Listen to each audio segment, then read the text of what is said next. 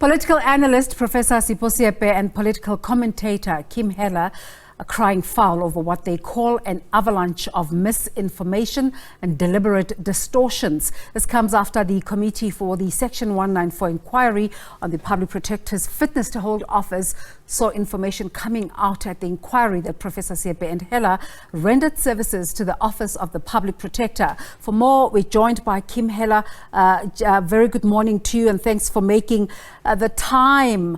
What services were you and Professor Seepe rendering the Office of the Public Protector? Your statement says you were a subcontractor. Yes, thank you for the invitation to be on your channel. Hello to all your listeners and viewers. Professor Seepe and myself, in late 2018, we were looking at the prospect of a strategic communication company, both of us having strong expertise in that area.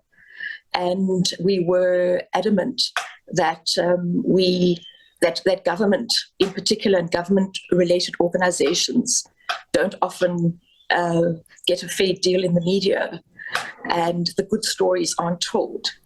And we looked at what was happening to the public protector, who we believed was being villainized in the media. And we approached her to say we would like to help just counter the very negative dialogue. And we had several meetings with her late in 2018, but unfortunately they were unsuccessful. So we were never contracted by the office. But several months later, we were having a discussion with Adv Mkhwebane, who was a legal advisor to her, providing a suite of legal and opinion and communication-related services. And he felt that we could offer value. So for a brief period, I think not even of 3 months, Professor Seepe and myself worked together with Paul on some strategic communication exercises. And our whole purpose was to try and balance the narrative, which had sought to villainize her. And we thought this was very unfair. We thought that the things that she was allegedly doing wrong were being horribly oversized, supersized, and her great achievements were being downscaled. So as professionals, we worked with her for a period of 3 months, but not directly through Paul. Let's just hone in on what you're saying. On the statement, you say, we hold the firm belief that the Office of the Public Protector is a victim of this negativity. We do not believe that the current incumbent, Advocate Professor Mkhwebane, is perfect, but we believe that whatever commission and omission of errors that may be attributed to her have been unduly overstated. We're not alone in this regard. Advocate Ngalwa SC has written on the subject. Which particular aspects of media coverage about the machinations of the Public Protector's Office do you feel have been covered unfairly by the media? Well, thank you for that. And I think that's a very important question. And you know, I think that there's so many, I don't know which one to select, but I do recall in particular a cover of the Financial Mail, you know, a very leading magazine, who depicted her as a devil with snakes behind her. And I think that the phrase was enemy of the state or enemy of the people. And this is somebody who has gone out of her way to be the people's public protector and has focused more than any of her predecessors on helping ordinary people. You know, further to that, the way she's been described by certain ministers and has been really insulting. I mean, including Pravin Gordhan has insulted her, and I think that led to a court matter. But if you look at how newspaper articles present her, it's as if she's devilish, where she's actually one of the greatest crusaders for social rights that we've seen in this country. So she's portrayed as a villain, when in fact we believe she's exactly the opposite. And that's unfortunate, but we should not be surprised, because people who do take on a very untouchable people in this country, you know, are subject to that type of treatment. So two areas here. On the one hand, you're clarifying your position with regards to the public protector, but on the other hand, Cornelius van der Merwe at the Parliamentary inquiry saying that your interaction with the public protector had not been sanctioned at the highest level in the institution, and yet you found a way to come in. What's your response to this? Yes, and that's a valid thing. First of all, there should be no irregularity, and I mean any misconduct should be scorned.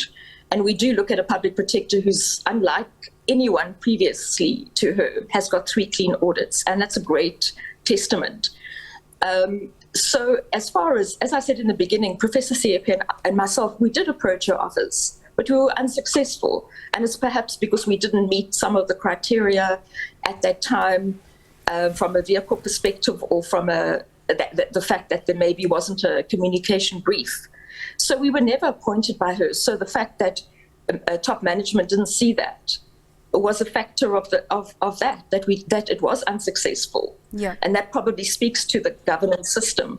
But that we were then contracted through Paul many months later, is a separate matter, because he saw our expertise. He's an advocate who has worked together with Professor Seepe before, and when we joined his team, he had appointed us as 2 professionals, and that wouldn't require, a procurement process through the Public Protector's office.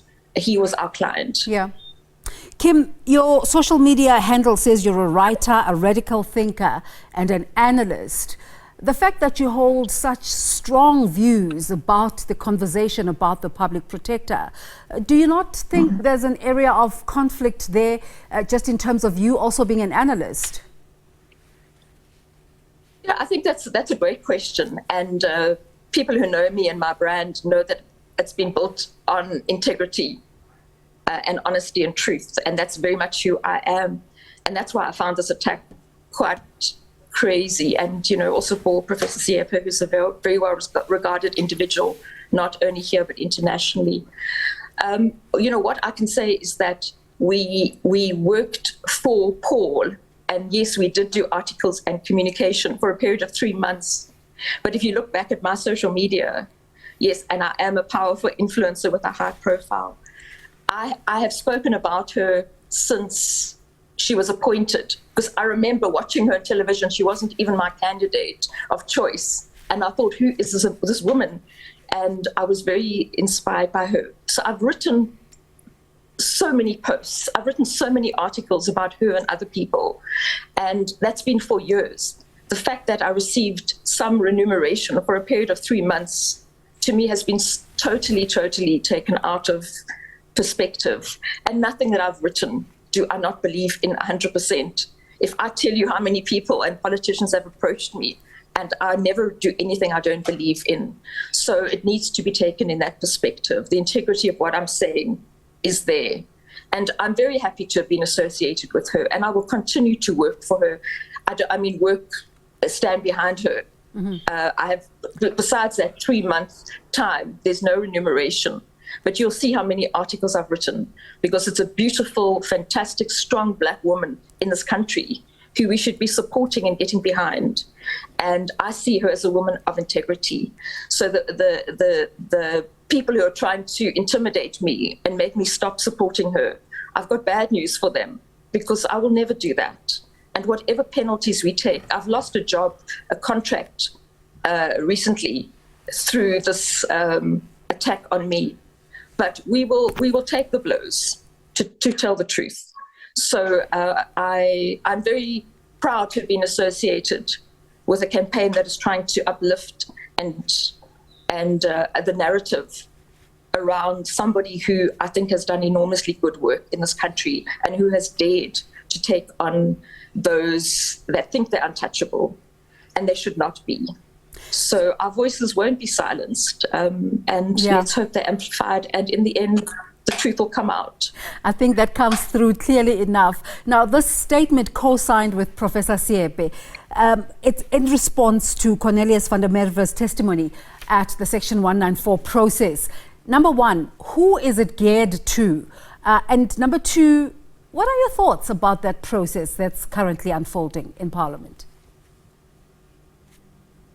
Well, I must say, first of all, I've spoken extensively about whoever is guilty and needs to account, they must do so, from the highest citizen being the president to the very lowest citizen.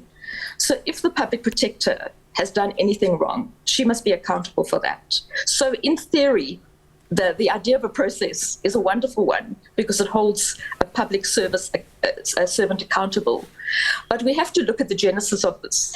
This motion was brought by the DA, a party that has always been against her appointment. In fact, in Parliament, when she was appointed, it was by a huge majority of MPs, barring the DA. And they have been viciously against her. And of course, because she represents everything that the DA doesn't want, an independent, strong black woman. So we have to understand that the motion has been brought by a particular interest group. And we have seen elements of bias within the process. We've seen a chairperson who's been very unsympathetic to her. We've had her advocates complaining of bias. So all we can hope for is that this process proceeds with fairness to her, and that it's judged on the basis of evidence. At the moment, what I'm seeing is a desperate misinterpretation of data. Even when they flash some figures on what I'm supposedly having earned, they're looking at global figures, and then social media is saying, but Kim and Seepe have earned hundreds of thousands of rands, which is hardly the case. But the way that it's being presented is very misleading. And we should really, whoever it's against, we should prevent and speak out against that, because it creates great damage to those. So how much? So how much did you earn through this contract? How much did you earn through this contract? We worked for a period of 3 months, as I said, and there are 2 invoices that have been submitted to Parliament. And in fact, there were 2. I think the one was for 120,000 rand. That was for the services of both Professor Seepe and myself. And the next one was less than that. I think it was for about 90,000 rand. In fact, we charged less than we had suggested to Paul, because we did less work, so we were honest in the hours. And our rates were actually based on lower than what government recommends, just because this was a project we felt committed to. So as 2 very strong professionals, I think we both landed up with well under 100,000 rand. But I find this talk about what we earned, very offensive, because in the end, there was very little money that came to us. Yeah. And it's been presented as a totally different thing. But we are both professionals who are entitled to earn a fee through our services. The money, and in fact, I think people... The money might be little. Sorry. You're saying the money is little, and it might be comparatively when you look at consultant fees. But just in terms of the value that you were adding, working on a project for an individual as opposed to the institution, but invoicing a public institution, do you not think that that's a bit problematic? No, and we didn't invoice the Public Protector's Office. We were consultants, Parliament. and it's very common. No, we did. No, the invoice was to Parliament. They just wanted sight of that. Yes, no, of course not. Our invoices went directly to our client, who was Adv Mkhwebane. And what I was saying in the parliamentary hearing is they're showing the invoices, and they're showing global amounts, which I think then social media, in the ignorance, and some commentators perhaps deliberately, are showing large figures which actually have nothing to do with us. But that, I think, in the cross-questioning, that will come out. Yeah. But in terms of establishing whether we delivered or not, I mean, the client must decide whether we offered fair value. And the impact of both of us, we are strong commentators, we're strong communication people. I do believe we added value, but no money was taken from the public purse at all. this was a service rendered as part of a suite of legal services. And it's not irregular. In another interview I think I was doing on SAFM yesterday, I was saying to get communication experts is very commonplace. I've led marketing departments at corporates, and I've always hired top people for specific issues. So to cast what we're doing as anywhere irregular, I think is also not, not a truthful rendition of what we were doing. And the firm that you were subcontracting for, just how did they justify giving you work that the Office of the Public Protector had already indicated was not needed? I don't think the Office of the Public Protector said was not needed. In fact, I think that they were very, when we did present to the Public Protector, and we did get that opportunity on my request, on our request, the proposal was very well liked.